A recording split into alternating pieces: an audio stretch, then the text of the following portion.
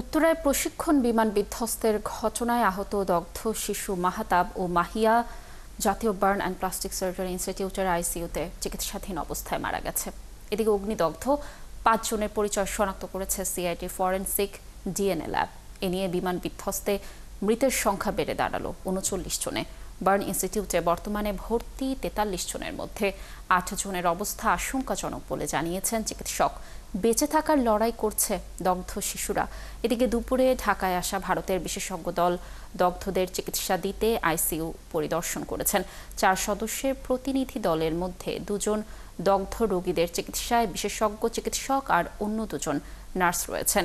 গেল সোমবার রাজধানীর দিয়াবাড়ি এলাকায় মাইলস্টোন স্কুল ক্যাম্পাসে বাংলাদেশ বিমান বাহিনীর প্রশিক্ষণ বিমান বিধ্বস্তের ঘটনায় বহু হতাহতের ঘটনা ঘটে।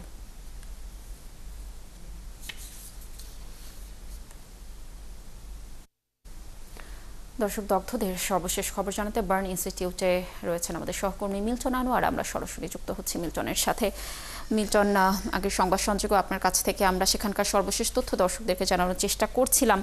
দগ্ধদের শারীরিক অবস্থার সর্বশেষ তথ্য জানবো আপনার কাছ থেকে। সেই সাথে আরেকটু জানতে চাই যে এটি বিশেষজ্ঞ দল তো ভারত থেকে এসেছে এবং সিঙ্গাপুর থেকেও এসেছে, এই বিষয়ে কি তথ্য রয়েছে সর্বশেষ জানাবেন আমাদের? যেমন তার আগে জানিয়ে রাখি যে এর আগের সংবাদ সংযোগে আমরা বলেছিলাম যে সকালে যে নিহত হয়েছিলেন মাহতাবের পরিবার তার মরদেহ নিয়ে তার গ্রামের বাড়ি কুমিল্লার দেবিদ্বারে গিয়েছিলেন এবং সেখানে তার মাহতাবের তার সর্বশেষ যে অন্তিম যাত্রা সম্পন্ন হবে, তার শেষকৃত্য হবে, কিন্তু দাফন হবে। এরই মধ্যে কিন্তু আমরা দেখেছি যে শুনেছিলাম, খবর পেলাম যে আরও একজন শিক্ষার্থী মাহিয়া, যা তিনিও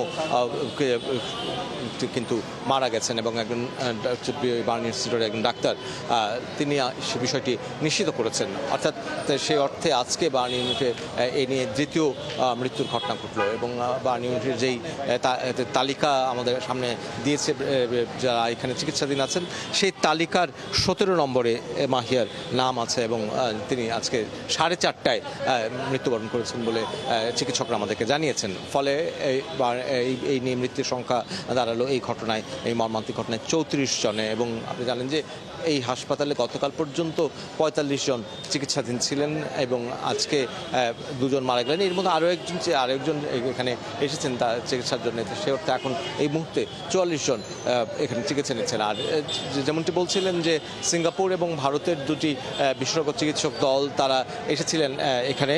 এর মধ্যে ভারতীয় চিকিৎসক দলটা দুপুরে এসেছে, ২ জন চিকিৎসক এবং একজন নার্সের তারা এসেছিলেন এবং তারা ডাক্তারদের সঙ্গে, এখানকার যারা চিকিৎসক আছেন তাদের সঙ্গে আলাপ আলোচনা করেছেন এবং চিকিৎসার সার্বিক খোঁজ খবর নিয়েছেন এবং তারা তারপরে এখান থেকে বেরিয়ে গেছেন। তারা আমাদের সঙ্গে গণমাধ্যম বা অন্য কোনো গণমাধ্যমের সঙ্গে কথা বলেননি, কিংবা এই নিয়ে হাসপাতাল কর্তৃপক্ষ কিন্তু কোনো কিছু জানায়নি যদিও। এবং সিঙ্গাপুরের যেই চিকিৎসক দলটি এসেছেন তারা কিন্তু এখনও হাসপাতালে অবস্থান করছেন। যতদূর জেনেছি যে একটি হাসপাতাল কর্তৃপক্ষ দিনের সর্বশেষ পরিস্থিতি নিয়ে গণমাধ্যমকে অবহিত করবেন, কিন্তু সেটি কখন করবেন এখনও সময়টি জানা যায়নি। কিন্তু আমরা যেটি দেখছি যে নানা রকম সংগঠন এবং নানা স্বেচ্ছাসেবকরা কিন্তু এখানে আসছেন। কিছুক্ষণ আগে আমরা এখানে যারা দায়িত্ব পালন করছেন গার্লস গাইডরা, তাদেরকে একটা দলকে দেখলাম যে তারা এখানে এসে এখানে শৃঙ্খলা রক্ষার কাজটি করবার চেষ্টা করছেন। হাসপাতালের ভেতরে শৃঙ্খলা রক্ষার কাজ, স্বজনদেরকে যারা আছেন, যারা চিকিৎসা স্বজনরা, তাদেরকে সহায়তার কাজটি করবার চেষ্টা করেছেন।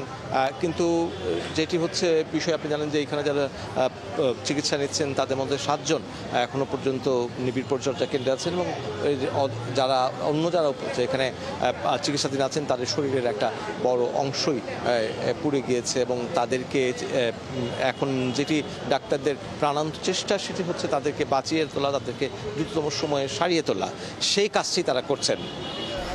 এবং আমরা অপেক্ষা করছি যে চিকিৎসকরা কখন এই নিয়ে আমাদের আজকের পরিস্থিতি নিয়ে আনুষ্ঠানিক একটি ব্রিফিং করেন আমাদের জন্য। ধন্যবাদ আমাদের সাথে যুক্ত থাকার জন্য। নিশ্চয়ই আমরা বার্ন ইনস্টিটিউটের আরও তথ্য আপনার মাধ্যমে দর্শকদেরকে পরবর্তী সংবাদ সংযোগে জানানোর চেষ্টা করব।